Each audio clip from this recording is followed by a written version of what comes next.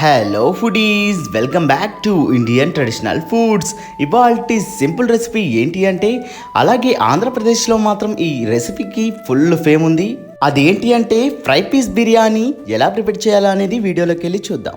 అంతకన్నా ముందు మీరు చేసేది ఏంటి అంటే, కొత్తగా చూస్తున్న వారైతే మన ఛానల్ని సబ్స్క్రైబ్ చేసుకోండి. ముందుగా ఒక స్పూన్ వరకు నెయ్యిని యాడ్ చేసుకోండి. అందులోనే 2 స్పూన్ల ఆయిల్ని అయితే యాడ్ చేసుకోండి. తర్వాత అందులోనే 2 లేదా 3 రెమ్మల బగారాకును యాడ్ చేసుకొని 3 లవంగాలను యాడ్ చేసుకోండి. అలాగే 2-3 దాల్చిన చెక్క, 3 యాలకులను యాడ్ చేసుకోండి. 1 స్టార్ పువ్వుని యాడ్ చేసుకోండి. అలాగే కొంచెం బండ పువ్వునైతే యాడ్ చేసుకోండి. అలాగే 2 రెమ్మల కరివేపాకును యాడ్ చేసి చక్కగా కలుపుకొని దూరగా ఫ్రై అయ్యే వరకు కలుపుకోండి. నిలువుగా కట్ చేసుకున్న 3 పచ్చిమిరపకాయలని యాడ్ చేసుకోండి. సన్నగా తరిగిన ఉల్లిగడ్డ ముక్కల్ని యాడ్ చేసుకోండి. ఇందులోనే ఒక గుప్పెడు పుదీనాను యాడ్ చేసుకోండి. ఉల్లిగడ్డలు మెత్తబడడానికి ఒక 2 నిమిషాల పాటు ఉడికించండి. 2 నిమిషాల తర్వాత ఉల్లిగడ్డలు అయితే పర్ఫెక్ట్గా కుక్ అయ్యాయి. ఇప్పుడు అందులోనే ఒక టమాటాను కట్ చేసుకుని యాడ్ చేసుకోండి. అందులోనే 1 స్పూన్ వరకు పసుపుని యాడ్ చేసుకోండి. తర్వాత అందులోనే 2 స్పూన్ల వరకు అల్లం వెల్లుల్లి పేస్ట్ని యాడ్ చేసుకోండి.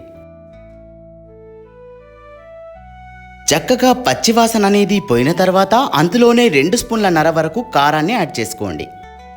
కారం 1 నిమిషం పాటు సిమ్లోనే ఉడికించిన తర్వాత అందులోనే మనం శుభ్రంగా కడిగి పెట్టుకున్న చికెన్ ముక్కల్ని యాడ్ చేసుకోండి.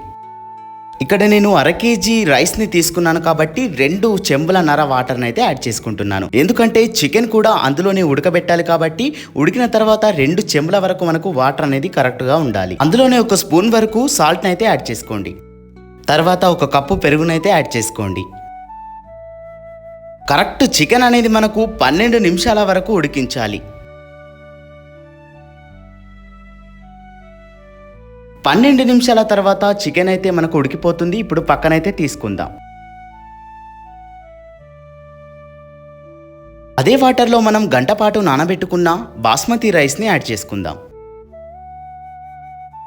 రైస్ కుక్ అవ్వడానికి కాసేపు అనేది టైం పడుతుంది. మనం వేరే ప్రాసెస్లోకి అయితే వెళ్ళిపోదాం. ఉడికించి పక్కన తీసుకున్న చికెన్లో ఒక 1/2 కప్పు వరకు పెరుగుని యాడ్ చేసుకోండి. అందులోనే 1.5 స్పూన్ వరకు కారాన్ని అయితే యాడ్ చేసుకోండి. 1/2 స్పూన్ వరకు పసుపునైతే యాడ్ చేసుకోండి.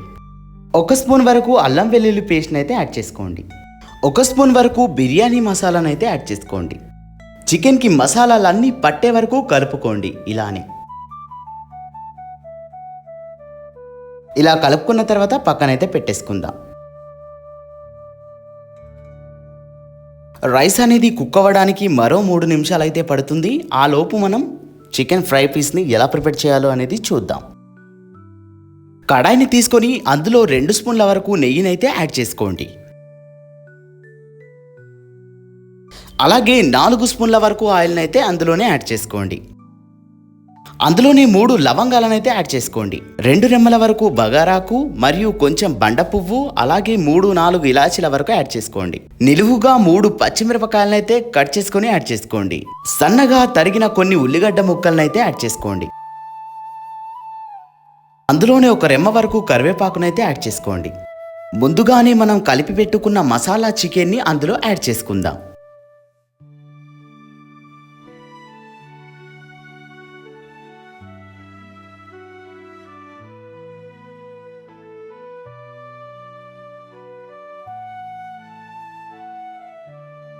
చక్కగా ఇలానే కొంచెం ఫ్రై అయ్యే వరకు కలుపుకోండి. అందులోనే 1 స్పూన్ వరకు ఉప్పునైతే యాడ్ చేసుకోండి.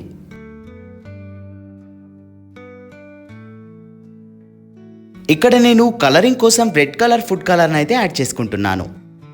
ఫుడ్ కలర్ ఇష్టం లేని వారైతే స్కిప్ చేయవచ్చు. ఇలా చక్కగా ఫ్రై అయిన తర్వాత అందులోనే 2 రెమ్మల వరకు కరివేపాకునైతే యాడ్ చేసుకోండి. సన్నగా తరిగిన కొత్తిమీరనైతే యాడ్ చేసుకుందాం.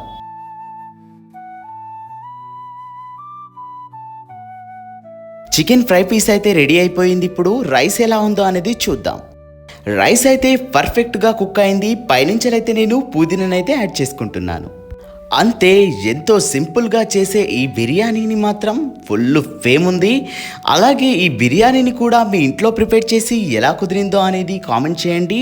మరిన్ని వీడియోస్ కోసం మన ఇండియన్ ట్రెడిషనల్ ఫుడ్స్ వారి ఛానల్ని సబ్స్క్రైబ్ చేసుకొని పక్కనే ఉన్న బెల్ ఐకాన్ని నొక్కండి. Thank you for watching video.